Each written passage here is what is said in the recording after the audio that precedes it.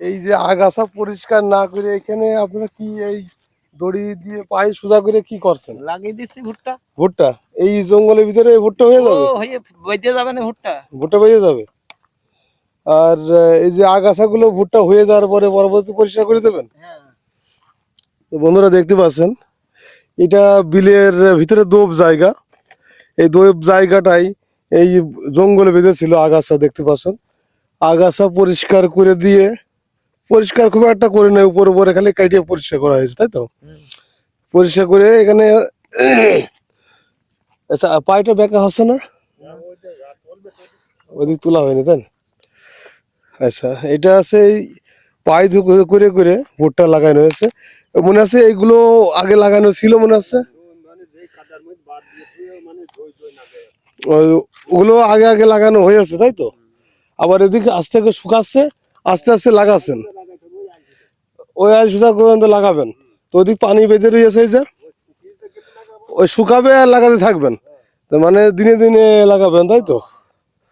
বন্ধুরা এই যে যাদের দোপ অঞ্চলে জমি, দোপ জায়গায়, তারা এই যে ঘাস কেটে জঙ্গল কেটে দিয়ে এই যেখানে পালা মারে রাখছে, দেখছেন জায়গায় জায়গায় পালা মারে রাখছে, পালা মেরে রাখছে। এই জঙ্গলগুলো পালা মেরে রেখে এই ভুট্টা লাইন করে লাগাইছে, যে এর আগে লাগাইছে এই যে ডেঙ্গা জায়গাগুলো লাগাইছে খুব সম্ভবত। এই যে এইগুলো হয়ে গেছে অলরেডি, চারা বেরিয়ে গিয়েছে, দেখতে পাচ্ছেন চারা বেরিয়ে গিয়েছে।